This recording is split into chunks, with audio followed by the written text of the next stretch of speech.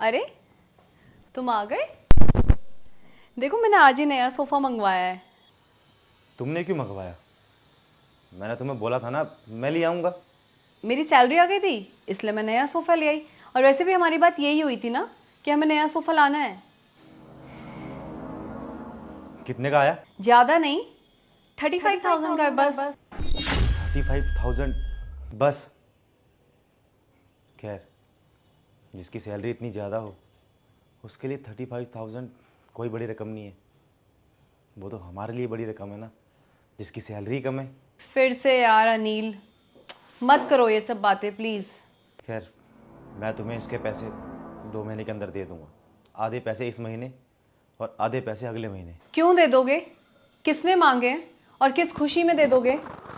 क्योंकि ये मेरा काम है। मैंने कहा था कि ये सोफे मैं लेके आऊँगा। अनिल यार, ये तेरा मेरा क्या होता है? हमारा घर है, कोई भी लेकर आए, है तो हमारा ही ना। देखो रेनू, मैंने तुम्हें पहले भी कहा था कि ये घर मैं अपनी सैलरी से चलाना चाहता हूँ। तुम अपनी सैलरी अपने पास ही रखो। क्यों? तुम्हारी मेल ईगो आ गई बीच में? इसमें मेल ईगो वाली कौन सी बात है? तुम हमेशा ही ऐसे बिहेव करते हो। जब भी मैं अपनी सैलरी से कुछ लेकर आती हूँ तुम्हारा हमेशा का यही है, तेरा मेरा, सैलरी कम सैलरी ज्यादा, पैसे दे दूंगा ले लूंगा। क्यों? और तुम मुझे एक बात बताओ, तुम्हारी मेल ईगो हमारे रिश्ते से ज्यादा इंपॉर्टेंट है? ये क्या मेल ईगो लगा रखे हो तुमने? हाँ, अगर मैं चाहता हूँ कि मेरी कमाई से ये घर चले तो इसमें तुम्हें क्या दिक्कत है? मैं ही क्या, हर मर्द चाहता है कि उसकी कमाई से ना उसका घर चले। हाँ तो चलाया क्यों नहीं? दिया था ना मैंने तुम्हें टाइम। अब इसमें मेरी क्या गलती है कि मैं सक्सेसफुल हो गई और तुम नहीं हो पाए? ये जो तुम मुझे एहसास दिलाती हो ना बार बार कि मैं अपनी लाइफ में सक्सेसफुल नहीं हो पाया, जो मुझे बनना था वो मैं नहीं बन पाया, और तुम तो हो गई अपनी लाइफ में सक्सेसफुल। अरे मैंने हमारा घर चलाने के लिए ना अपने सपनों को लात मार दी, और तुम मुझे बार बार यही एहसास दिलाती हो कि मैं अपनी लाइफ में कुछ नहीं कर पाया। अरे इन सब में मेरी क्या गलती है? तुम मुझे ये बताओ, मैं ये सब पैसा किस लिए कमा रही हूँ? हमारे लिए, हमारे घर के लिए, हमारे फ्यूचर के लिए। लेकिन पता नहीं तुम्हें क्या दिक्कत है, मुझे तो समझ नहीं आ रहा है तुम्हें दिक्कत क्या है। अरे तुम्हें सपोर्ट करने के लिए मुझे खुद भी तो इतना काबिल होना चाहिए ना।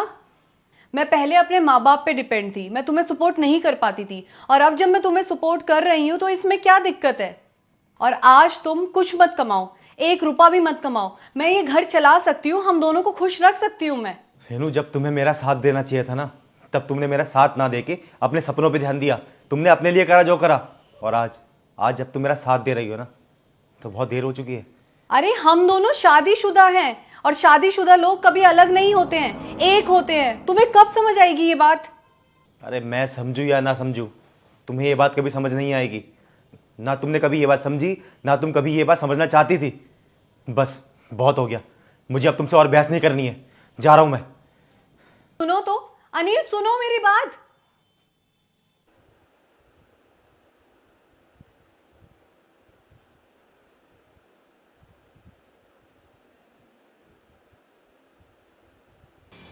रेनू, मैं क्या सोच रहा था ना कि मैं जॉब छोड़ के ना अपने पैशन को फॉलो करता हूँ। तुम्हें तो पता है कि मुझे वैसे भी एक्टर ही बनना था, तो मैं सोच रहा हूँ अपना पैशन ही फॉलो करूँ बस। ये तो बहुत अच्छी बात है, फाइनली तुम्हें रियलाइज हो गया। लेकिन एक छोटी सी प्रॉब्लम है। अगर तुम मुझे थोड़ा सा टाइम दे दो और मैं अपनी पढ़ाई कंप्लीट कर लूँ और मेरी जॉब लग जाए, तब तुम जॉब छोड़ सकती हो। पर रेनू, मुझे ना बहुत डर भी लग रहा है कि मैं अपनी इतनी अच्छी खासी जॉब छोड़ के अपने पैशन को फॉलो कर रहा हूँ। अगर मैं इस लाइन में कामयाब नहीं हुआ तो मेरा क्या होगा? क्यों इतना नेगेटिव सोच रहे हो? मुझे भरोसा है तुम पे, तुम कामयाब ज़रूर होगे। मान लो अगर मैं 1% भी कामयाब नहीं हो पाया तो मैं तुम्हें वो सब नहीं दे पाऊँगा जो तुम डिज़र्व करती हो। मैं तो तुम्हें डिज़र्व करती हूँ। तुम मुझे मिल गए ना, मेरे लिए उतना ही काफ़ी है। और ये जो मैं पढ़ाई कर रही हूँ ये किस लिए कर रही हूँ? हम दोनों के फ्यूचर के लिए कर रही हूँ ना, ताकि कल को मैं जॉब करूँ और तुम अपना पैशन फॉलो करो।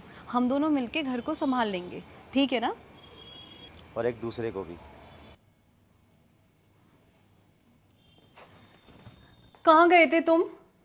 कहीं नहीं। तुम्हें पता है ना मैं तुमसे कितना प्यार करती हूँ, तुम्हारे लिए कुछ भी कर सकती हूँ। पता है मुझे।